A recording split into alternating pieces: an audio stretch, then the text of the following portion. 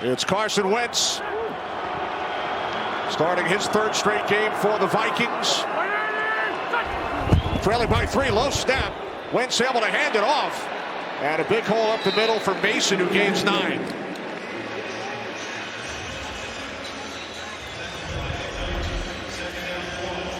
Take a look. The snap could have almost been a disaster for the offense. Instead, it ends up being a nice game. Jordan Mason going through the heart of that Browns defense. Second down and 1. Wentz to the outside. Caught by Naylor for a Vikings first down. Harden brought him down. Inbounds. So the clock continues to run.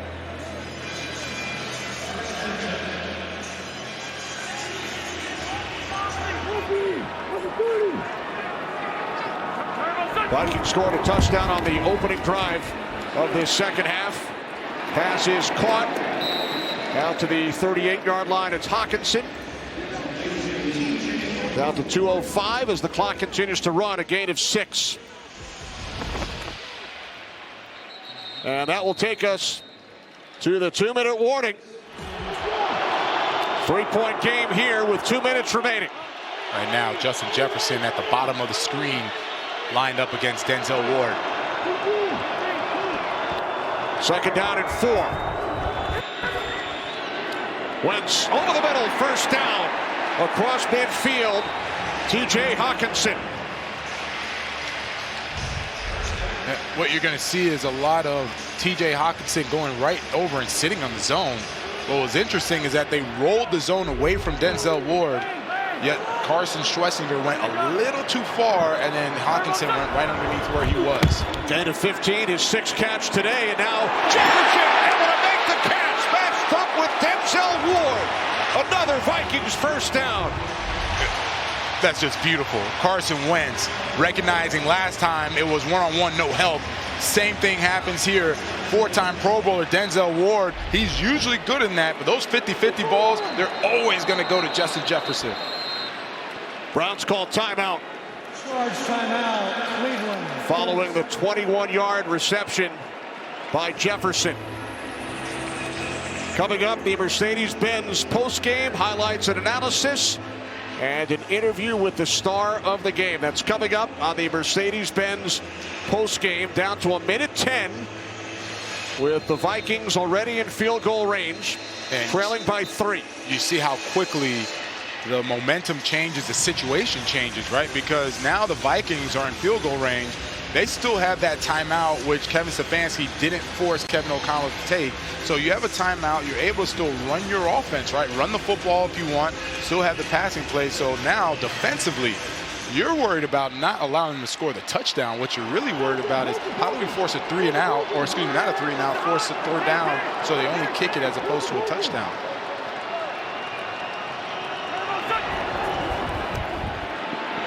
Wentz swings it out to Naylor. Wilson forces him out of bounds at the 23-yard line. Gain of 5. And one thing about Jim Schwartz's defense, it's not complicated. So when you spread them out empty, it allows Carson Wentz to really read the defense, know who's coming, know who's not coming. This defense is very violent, physical, but it's not taxing on you mentally. And that's why you see Kevin O'Connell liking to have these motions out to empty, make it easy for Wentz to figure out where he wants to go with the football. Second down and 5. Mason makes the catch. Mason tripped up by Miles Harden. Gain of 2. Down to the 21-yard line, just over a minute remaining. And biggest thing, he got out of bounds, Kenny. So the clock has stopped, and the Vikings still have that timeout.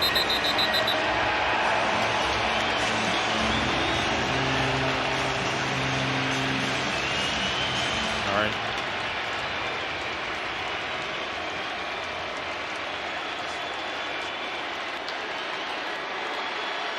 Kevin O'Connell out for a chat with Scott Novak.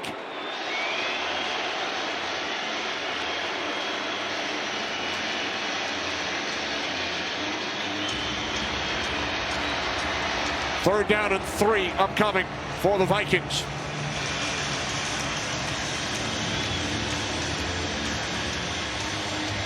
Both coaches with questions for the officials.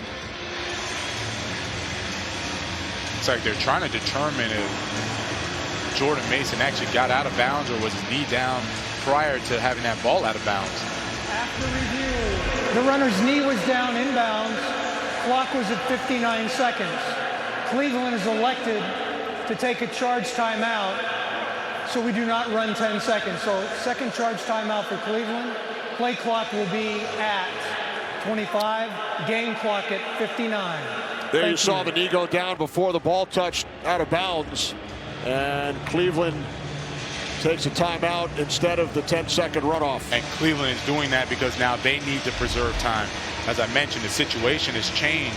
Now, Kevin Stefanski, he's worried about if the Vikings score a touchdown here, he needs time on the clock for Dylan Gabriel and that offense to go down and try and score.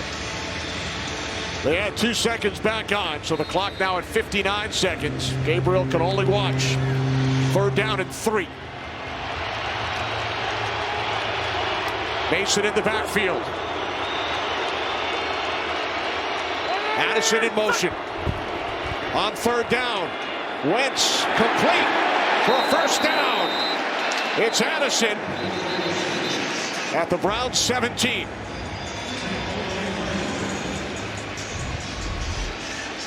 Nice play call. Addison is basically running away from Miles Harden, the nickel corner, the whole time.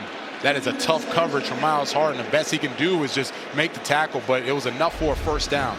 Browns use their final timeout. So a new set of downs for the Vikings, who trail by 3. Minnesota with 1 timeout remaining. The Browns are out of timeouts. And going back to this 1 timeout for the Vikings, it's very hard to call a play defensively because you're Jim Schwartz. You know they can still run the ball. They can still pass the ball anywhere, not just taking shots to the end zone because there's so much time left, plus they have the timeout. Just taking it back to that third down play, Dylan Gabriel throws an incompletion. That's why it was important to run the football, run some clock off, or force them to use a timeout. Wentz, quick release. It's Addison on first down inside the 15 and taken down inbounds. And you can see the Vikings offense very familiar with this situation. No panic by them. They're already up to the line of scrimmage. Carson Wentz getting the play call.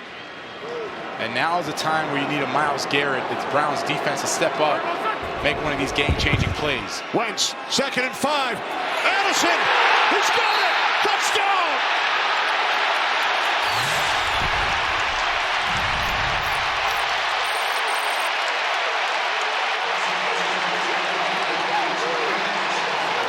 What a throw. What a throw. What a drive. What a throw. And Addison is the one making the play. Second half, we said we need to see more of him. He comes up big for the Vikings, getting that touchdown, taking the lead with 25 seconds to go. He did not play in the first quarter. Coach's decision. We saw him sparingly in the second quarter. But a huge second half for Jordan Addison. The extra point is good with 25 seconds remaining.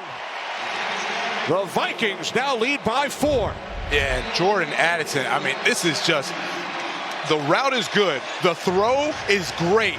Denzel Ward was baiting him. He was baiting Carson Wentz, thinking he could never make that throw, going right over the top of him for the beautiful catch and the touchdown for the Vikings.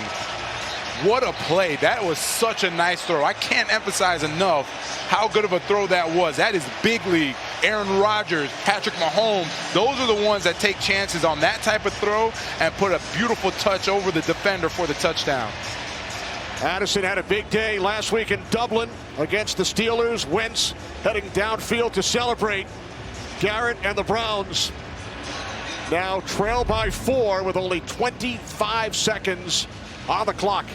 Who would have ever thought it would be the Browns defense that doesn't hold up? Fourth quarter, they've been playing phenomenal all game long. That one drive, the Vikings had their number, sealed it with a very nice throw by Wentz to Addison.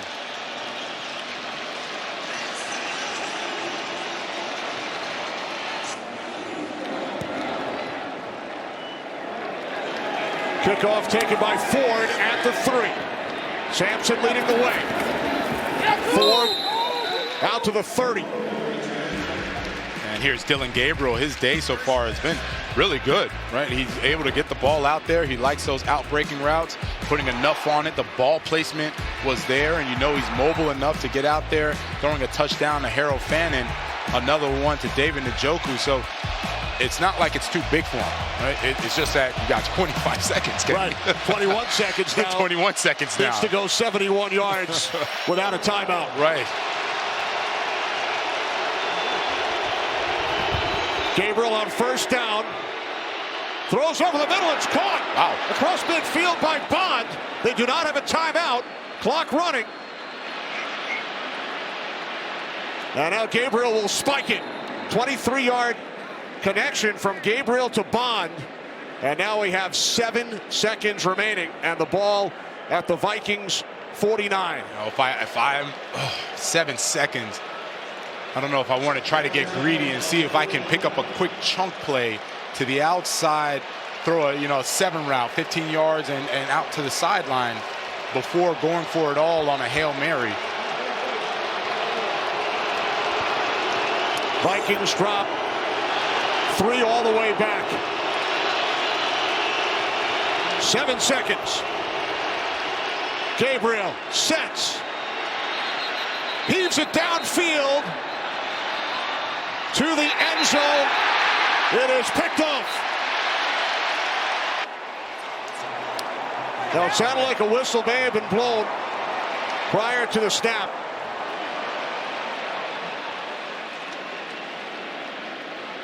Were the Vikings attempting to call timeout? Looked like O'Connell tried to call timeout. Prior to the ball being snapped, we had an acknowledgement of a timeout for Minnesota. All right, so Kevin 7 O'Connell seconds back on the did game call clock. timeout. 30-second timeout. So they will reset the clock. And the Browns will get another opportunity. Yeah. There's Kevin O'Connell. Yeah, signaling to the official. Yeah, he wanted that timeout. And now he doesn't want the timeout. After he sees the interception.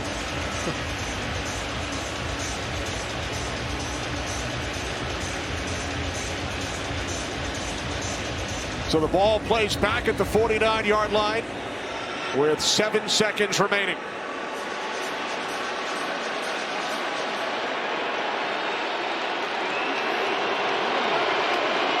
Three Vikings back along the goal line. As Gabriel throws, and it is caught by Thrash. But that will do it. Clock runs all the way down. Yeah, I know what they were trying to do. Trying to get it over the top to Thrash. He runs out of bounds. That is a tremendous play. Jeff Okudah tripping him up before he can get out of bounds. Clock runs out. Minnesota gets the victory.